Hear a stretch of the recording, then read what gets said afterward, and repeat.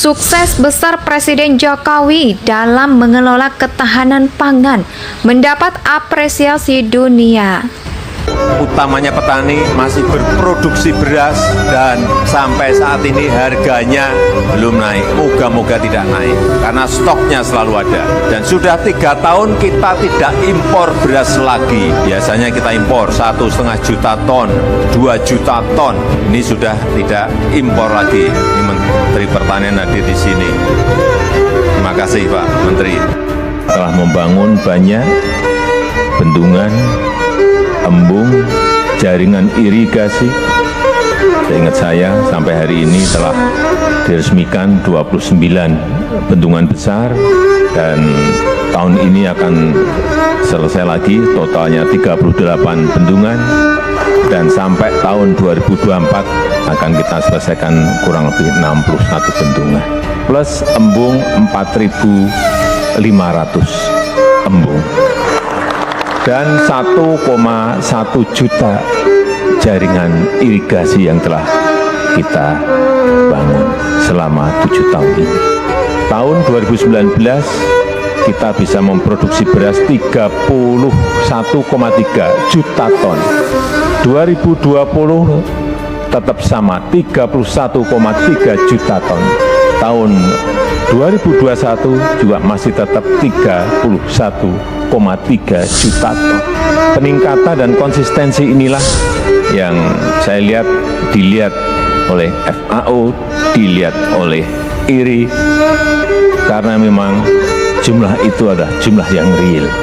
Dan penghitungan oleh BPS, Badan Pusat Statistik, stok kita di lapangan jumlahnya juga di akhir bulan April 2022 tertinggi, yaitu 10,2 juta ton. Inilah yang menyebabkan kenapa pada hari ini diberikan kepada kita sebuah sertifikat bahwa Indonesia dinilai memiliki sistem ketahanan pangan yang baik dan sudah swasembada pangan. Indonesia sejak dulu kala tetap dipuja-puja bangsa. Pertambahan penduduk dan tingginya pertumbuhan ekonomi, hal itu pasti secara signifikan akan meningkatkan permintaan terhadap pangan, energi, serta air.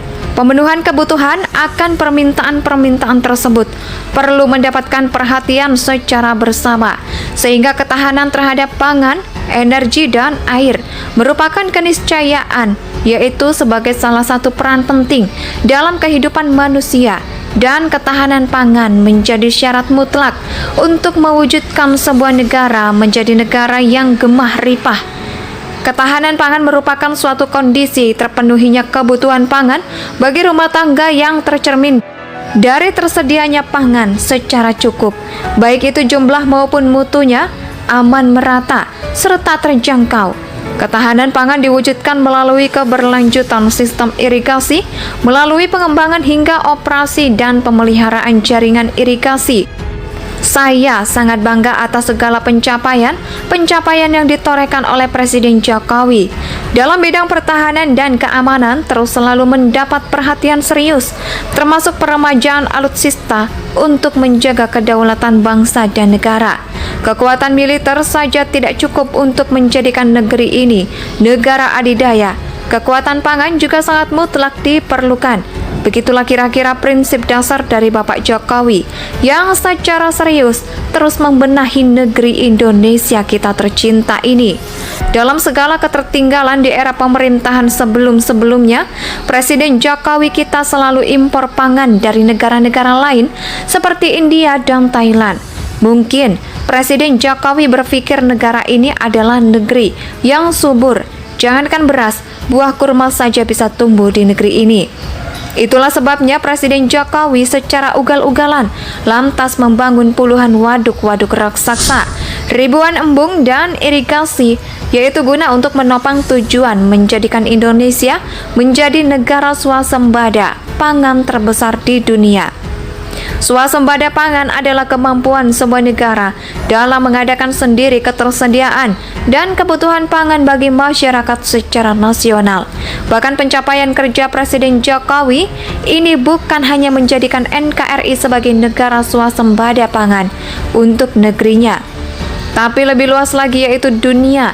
Baru-baru ini Presiden Jokowi menerima penghargaan dari International Research Institute atas keberhasilan mencapai ketahanan pangan khususnya untuk swasembada beras. Menurut Presiden Jokowi, capaian ini tak lepas dari usaha pemerintah dalam membangun infrastruktur pertanian seperti bendungan, irigasi, dan embung. Dalam kesempatan itu, Presiden Jokowi menyebut Indonesia berhasil mengurangi jumlah impor jagung dan sudah tidak mengimpor beras lagi selama 3 tahun. Deputi Bidang Statistik Distribusi dan Jasa BPS Setianto juga membenarkan apa yang disampaikan oleh Presiden Jokowi.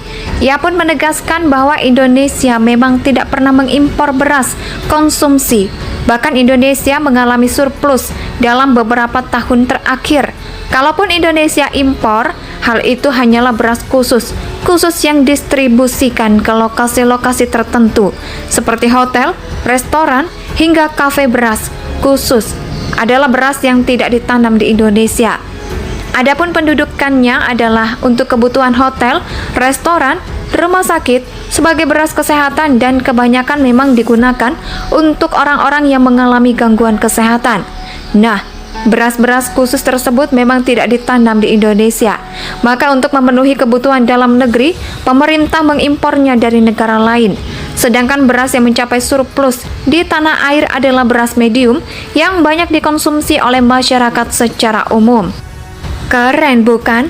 Ayo turun, jangan nyinyir wae. Toh mbok yo mesem. Pertambahan penduduk dan tingginya pertumbuhan ekonomi, hal itu pasti secara signifikan akan meningkatkan permintaan terhadap pangan, energi, serta air. Pemenuhan kebutuhan akan permintaan tersebut perlu mendapatkan perhatian secara bersama, sehingga ketahanan terhadap pangan, energi, dan air merupakan keniscayaan, yaitu sebagai salah satu peran penting dalam kehidupan manusia. Dan ketahanan pangan menjadi syarat mutlak untuk mewujudkan sebuah negara menjadi negara yang gemah ripah. Ketahanan pangan merupakan suatu kondisi terpenuhinya kebutuhan pangan bagi rumah tangga yang tercermin dari tersedianya pangan secara cukup, baik itu jumlah maupun mutunya aman, merata, serta terjangkau. Ketahanan pangan diwujudkan melalui keberlanjutan sistem irigasi, melalui pengembangan hingga operasi dan pemeliharaan jaringan irigasi. Saya sangat bangga atas segala pencapaian yang ditorehkan oleh Presiden Jokowi. Dalam bidang pertahanan dan keamanan terus selalu mendapat perhatian serius, termasuk peremajaan alutsista untuk menjaga kedaulatan bangsa dan negara. Kekuatan militer saja tidak cukup untuk menjadikan negeri ini negara adidaya. Kekuatan pangan juga sangat mutlak diperlukan. Begitulah kira-kira prinsip dasar dari Bapak Jokowi yang secara serius terus membenahi negeri Indonesia kita tercinta ini. Dalam segala ketertinggalan di era pemerintahan sebelum-sebelumnya, Presiden Jokowi kita selalu impor pangan dari negara-negara lain seperti India dan Thailand. Mungkin Presiden Jokowi berpikir negara ini adalah negeri yang subur. Jangankan beras, buah kurma saja bisa tumbuh di negeri ini. Itulah sebabnya Presiden Jokowi secara ugal-ugalan lantas membangun puluhan waduk-waduk raksasa, ribuan embung dan irigasi, yaitu guna untuk menopang tujuan menjadikan Indonesia menjadi negara swasembada pangan terbesar di dunia. Swasembada pangan adalah kemampuan sebuah negara dalam mengadakan sendiri ketersediaan dan kebutuhan pangan bagi masyarakat secara nasional. Bahkan pencapaian kerja Presiden Jokowi ini bukan hanya menjadikan NKRI sebagai negara swasembada pangan untuk negerinya, tapi lebih luas lagi yaitu dunia. Baru-baru ini Presiden Jokowi menerima penghargaan dari International Research Institute atas keberhasilan mencapai ketahanan pangan khususnya untuk Indonesia tanah air beta pusaka Adinan Jaya.